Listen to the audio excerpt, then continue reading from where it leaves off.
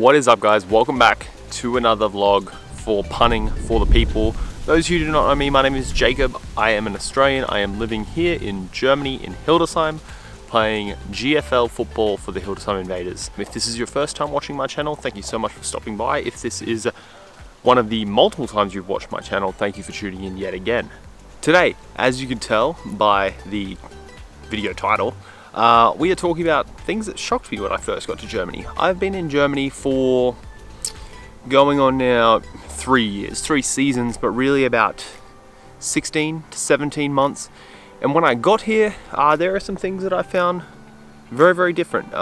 They kind of shocked me a little bit. I'm not going to say, I want to say a different word, but shocked is probably the best one. You know, there's words like confused, but I feel like shocked is the best universal term for these things. First things first, I'm here at the beautiful Michaeliskirche in the middle of Hildesheim, because if I'm doing a video about Germany or German things, what better place to film it than the German town that I call home. And obviously I think Hildesheim is beautiful, makes for great shots during the vlogs, and I think it's just a little bit better than me sitting at home and talking to you in front of a table or something like that. So we're gonna walk around. I'm feeling a bit hungry. That's one of the main reasons I came in here besides filming the vlog. So I'm feeling a bit hungry. I'm gonna go get something to eat, and we're gonna talk around the things that shocked me when I arrived in Germany.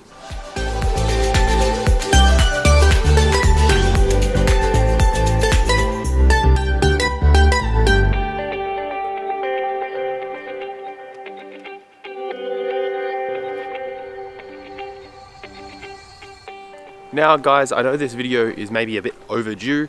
I have been here for 3 seasons. You'd think that I'd be used to things by now, but I think it's something that everyone who moves to another country should talk about, and especially me, being that I do vlog.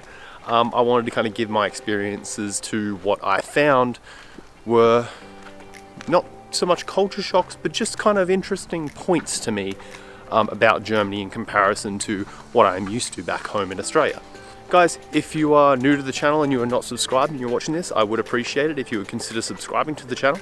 If you are not new and you're watching this and you've watched my videos before, please consider subscribing as well, because I would love to have a larger audience to share my videos with. But other than that, we're going to head to, if you have watched my videos before about the Doner Calzone, we're going to head to the place that makes the Doner Calzones. I'm going to tell you where it is. It's called Lieblingskonig. That's where I get my Doner Calzone. We're going to get something to eat, and we're going to talk about the first culture shock.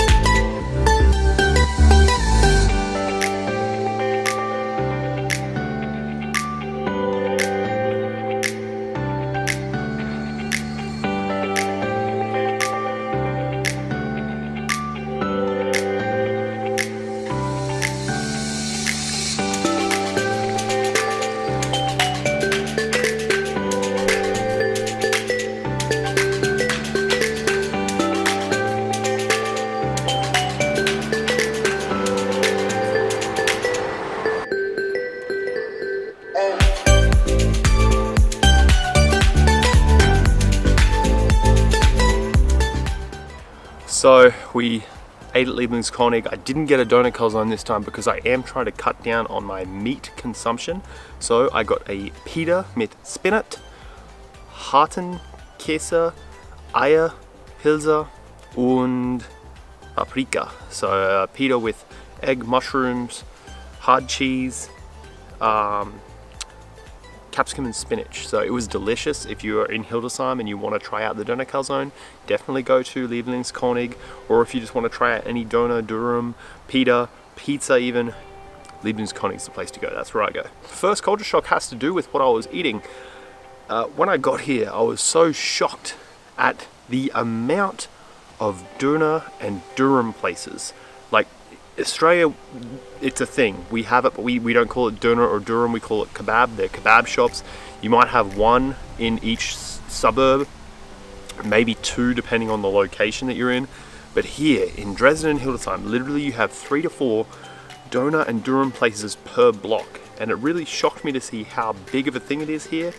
and also how successful they are. Like how, like normally places like that, if there's multiple places, they're not going to succeed. One's going to take the monopoly, one's going to take all the business, and then the rest are going to go out of business. But here, every single one of them is busy all the time, which I found very interesting. And it kind of shocked me a little bit because I didn't think Germans were so into Durums and Döners. But, you know, don't judge a book by its cover. But that's one of the first things that shocked me.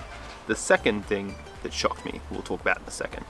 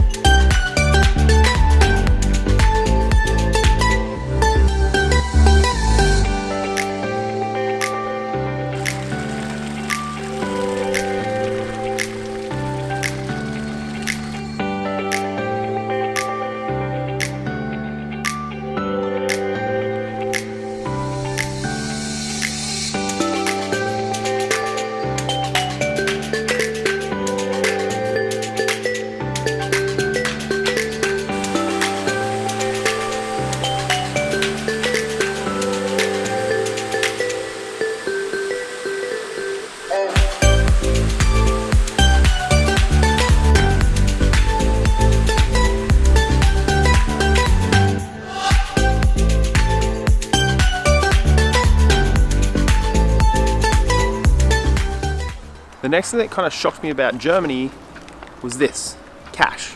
Cash is king in Germany. The amount of times I've gone somewhere with no cash and my card, because in Australia, card is king. Some people don't even carry their cards. Some people just pay with their phones. Here, cash is everything. If you don't have cash, it probably cuts your chances of finding a place to eat or spend money in half.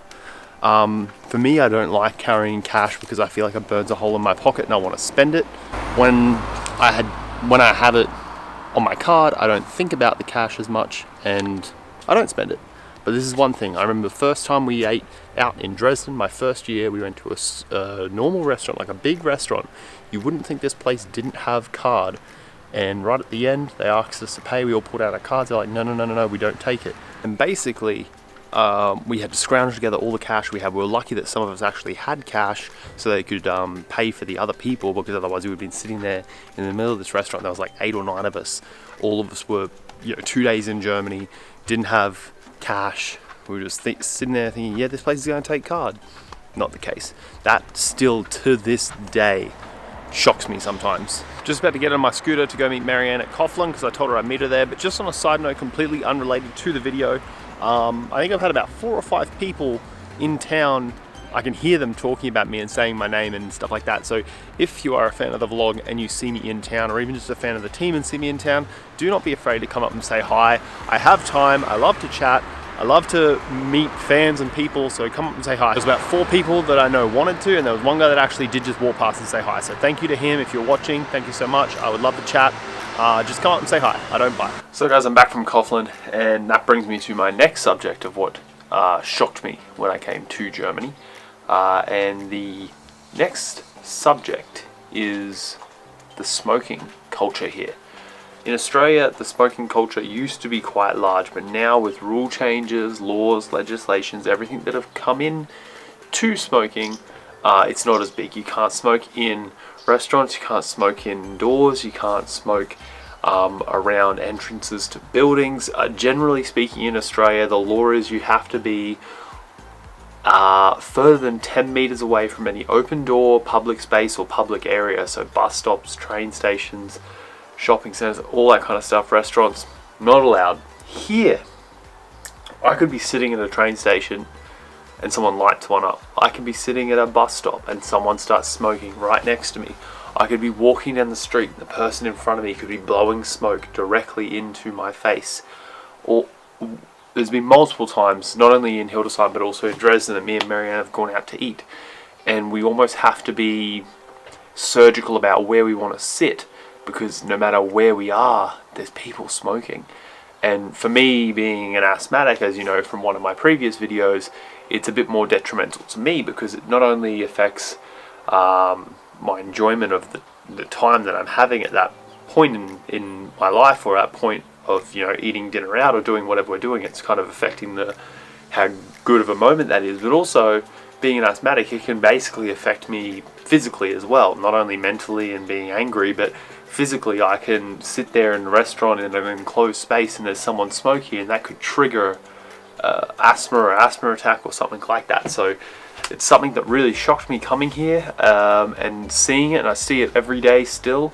I'm not sure whether the smoking culture is more accepted here or what it is, but it's just something that I've noticed is a little bit odd and a little bit different for me. But that's another point about things that kind of shocked me when I came to Germany, and now we're going to go inside and talk about my final point. And so guys, that brings me to my last point, and probably the biggest shock I got when coming to Germany, and don't want to be corny about it, but the biggest shock was Germany itself. I didn't know what to expect when I was coming here. I didn't know what to expect when I got to Dresden. I also didn't know what to expect when I got to Hildesheim, and I kind of don't know what to expect every time I step out the door and travel around Germany or Europe. And I was pleasantly surprised, like pleasantly shocked, a good shock. Not only is Germany a beautiful, beautiful place, the people here are great, the football here is great, the level of living that I have here is great, and just the ability for me to live my life the way I want to live it is great. And it was a great surprise or a shock to me at how quickly I would adapt. How quickly I would get used to this kind of living, how much I would enjoy this kind of living as well. I didn't know how I would be living in Germany, whether it be kind of a one season and done thing. You know, it's not for me. A lot of guys come, they do a season and they're kind of like, you know, it's not for me, I'm done. Or whether it would be more of a long-term thing.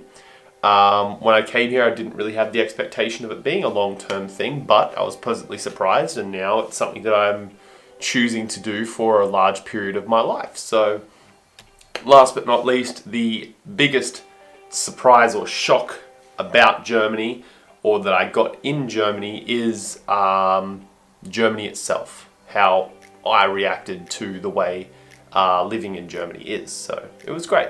But guys, that is the vlog. Thank you so much for watching another one of my vlogs. If you are not subscribed, please do consider subscribing below. If you liked the video, please consider giving it a thumbs up. But definitely please consider sharing it around, emailing it around, sharing it on social medias, whatever. It's up to you if you want to do it, but I would very much appreciate having my videos shared around a bit more. But that is it for this video. I will be back soon with another.